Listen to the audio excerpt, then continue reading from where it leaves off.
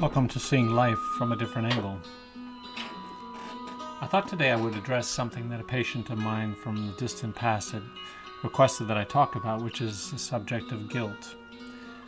Now, and I find guilt a fascinating thing. I think we all do. It's something we live with day in and day out.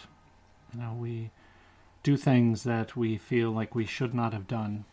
We feel the sense of shame. We feel the sense of guilt for the choices that we have made in our lives. And there's no one, I think, honestly, no one other than Christ who did not feel a measure of guilt in his life as a human being.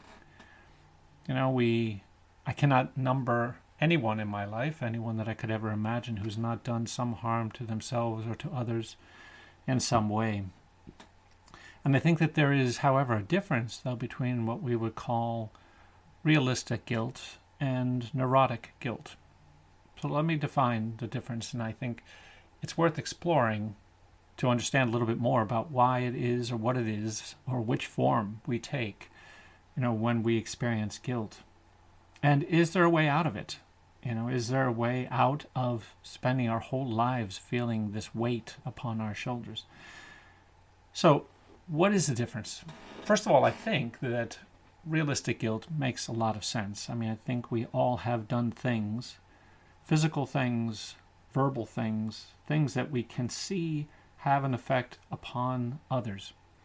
That there's a direct effect based upon the words we speak or the actions we take, that leave us feeling that this other person has been harmed.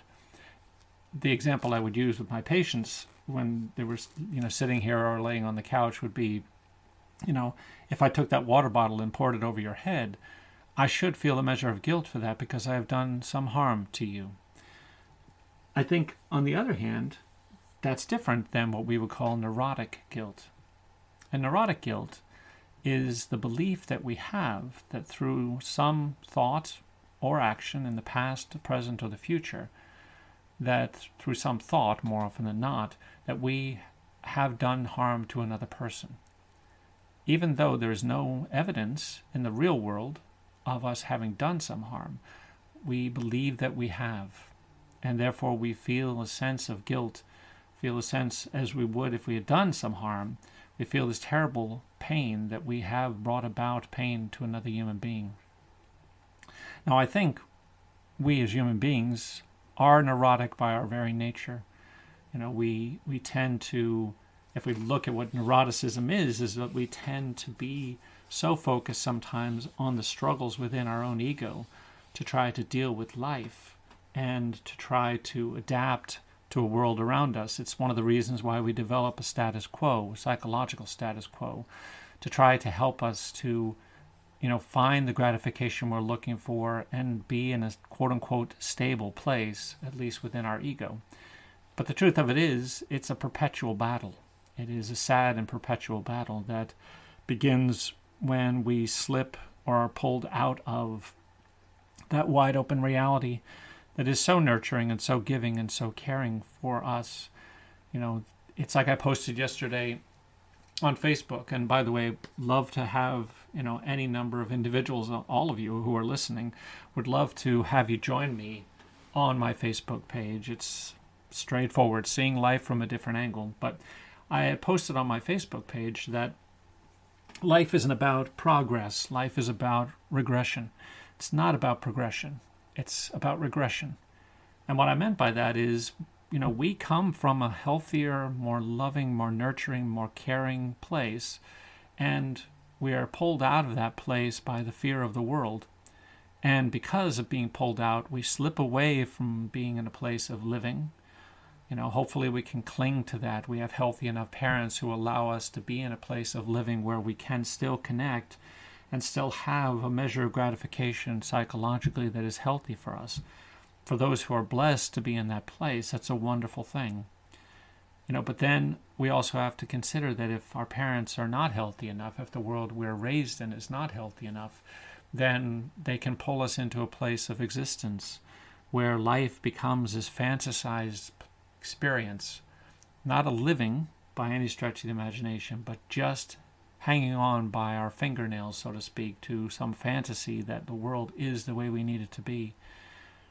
And sadly, if our parents are even less healthy than that, then we're pulled down into a place of subsistence where we struggle day in and day out to try to find gratification for ourselves. And the way we find it is those artificial pleasures, those, as I put it, Chinese food pleasures, where I'm gratified for the moment, but then immediately afterwards I find myself lost and tense and uncomfortable and unhappy and disconnected once again. I think it's one of the reasons why it is that, with this world being the way that it is, with us struggling, with things that are dangerous for us, with drugs or alcohol or pornography, you think about the fact that these things will not go away as long as we raise our children in a way that is just subsistence. It's this perpetual cycle of desperation, trying to get some measure of gratification for ourselves. And so what does this have to do with guilt? I think it is that as we progress down the spaces through living into existence and into subsistence, guilt increases. The neurotic guilt increases. And sadly, so too should the guilt that we might experience that we have done harm to others, but it doesn't. And that's the interesting piece. The feeling or the sense of guilt, that psychological state of guilt that is realistic, actually diminishes as we move down the line toward an unhealthier place, as we move from living to existence to a place of subsistence. We feel less guilt, and the reason we feel less realistic guilt is because we're so focused on our own gratification, our own tension, our own conflicts, our own worries, needs, desires, fears, terrors. We're so focused on those things that we don't see other individuals as human beings. We see them as obstacles to be used, an object in our world. And so, when we think about neurotic guilt, on the other hand, neurotic guilt increases as we move down the line.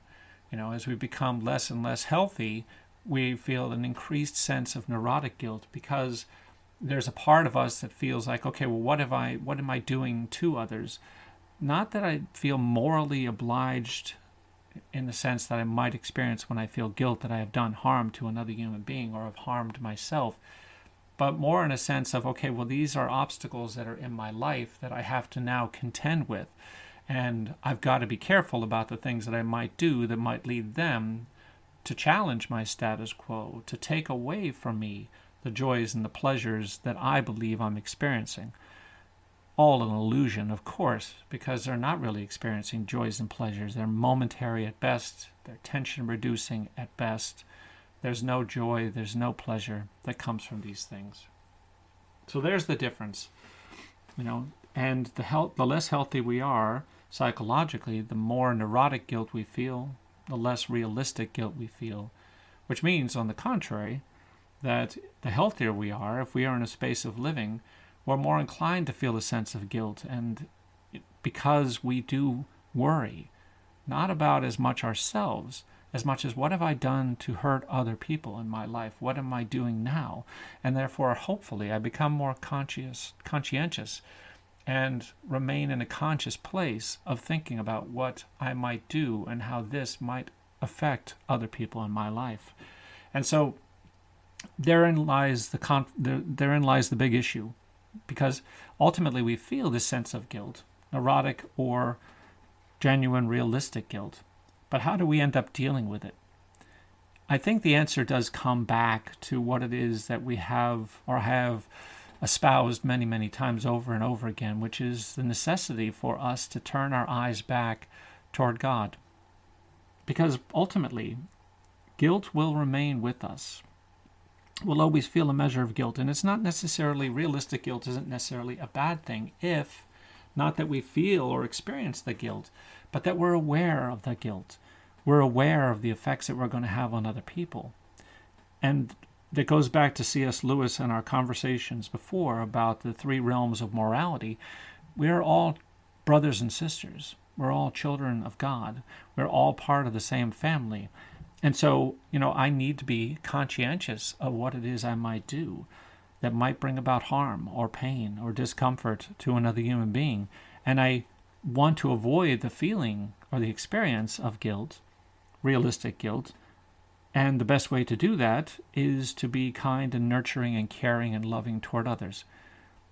Now, this may sound in some degree or to some degree as a rather selfish thing, that I'm going to avoid doing these things because I don't want to feel guilt. I think it's quite the contrary, in this sense that I am avoiding doing these things, and therefore I do avoid feeling guilt, or I do avoid experiencing guilt. But I'm not doing it for the other reason. I'm not doing it because I want to avoid the guilt, therefore I don't do harm to other people. Not if I'm healthy. If I am in a healthy place psychologically, I'm thinking about these other individuals before I act. I'm not doing it in order to avoid something for myself.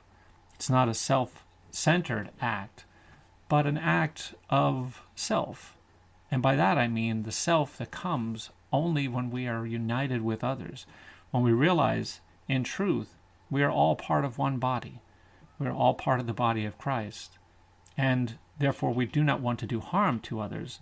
We do not want to do harm to the self, to the whole, to the being of our family, our Christian family. And so I think the way out of guilt is for us to turn back toward those loving experiences that we have had in our relationship with God. And for those who have not had those, well, I don't believe that anyone has not had them. I believe that in that space of wide open reality, we have all experienced that union with God, just depending, as I say, upon the healthiness of the world within which we live and our relationship with our mothers and our fathers. That space may last a very, very long period of time, and it may last a few seconds at best.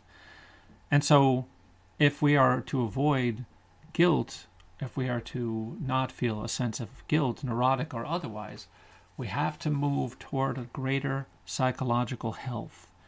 And with psychological health, it also means a greater philosophical health. It also means, therefore, most importantly, a greater spiritual health. A health that is about a connection with the one and only God. And in doing so, we end up allowing ourselves to think and feel and experience what it is that we should be experiencing, which is a sense of unity, a sense of connection, a sense of love and nurturing that comes only when we are connected to each other. And so if we're going to avoid guilt in the future, if we're going to deal with guilt, the best way to do it is to turn our face back toward the God who loves us, who can free us from that guilt. Be well.